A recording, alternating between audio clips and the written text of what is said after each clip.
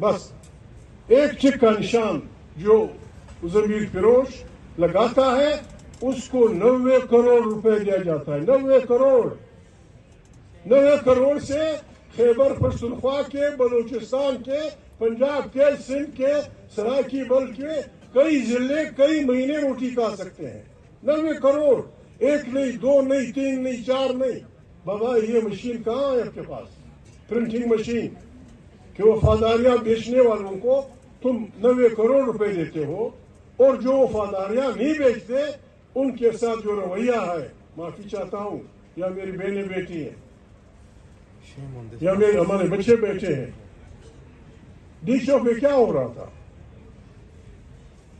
آئین اجازت دیتا ہے کہ آپ کے خلاف ظلم ہو آپ پارٹی بنا سکتے ہیں، آپ جلسہ کر سکتے ہیں، جلوس نکال سکتے ہیں، اپنی رائے کا اظہار کر سکتے ہیں. آپ نے اپنے بچوں کو یہاں گولیاں ماری. وہ کیا کہنا چاہتے تھے؟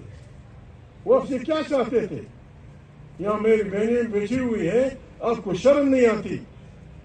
آپ ہماری پولیس ہیں، آپ ہماری فوج ہیں، آپ کو شرم نہیں آتی؟ چھوٹے بچوں کو تانوں میں ننگا کر کے، بے عزت کر کے، اور پھر اپنے کو پاکستان کا پتہ نہیں کیا پاکستان کو وہ کرتے ہو. تم شرم نہیں آتی؟ تمہاری بہن نہیں ہے؟ آپ کسی مرد کا جب لباس نکالتے آپ کیا دیکھتے ہیں اس میں؟ کیا آپ کو اپنا باپ نظر نہیں آتا؟ کیا آپ کو اپنا بیٹا نظر نہیں آتا؟ کیا آپ کو اپنی بیٹی نظر نہیں آتی؟ باعزت، باوقار،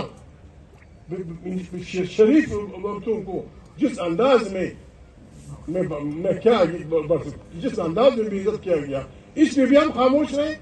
جو پاکستانی اس ظلم پہ خاموش رہتا ہے وہ نہ مسلمان ہے نہ پاکستانی ہے، نہ مسلمان ہے نہ پاکستانی ہے. کس قسم کے تم انسان ہے؟ چھوٹے چھوٹے بچوں کو گولیاں ماری جاتی ہیں، باعزت عورتوں کو گھروں میں بے عزت کیا جاتا ہے، تانوں میں ان کو. میں جذباتی آدمی نہیں ہوں. یعنی اگر اس ملک پہ خدا نخواستہ ایک خارجی ملک قابض ہوتا، اسے یہی کرنا تھا. وہ کیا کرنا تھا؟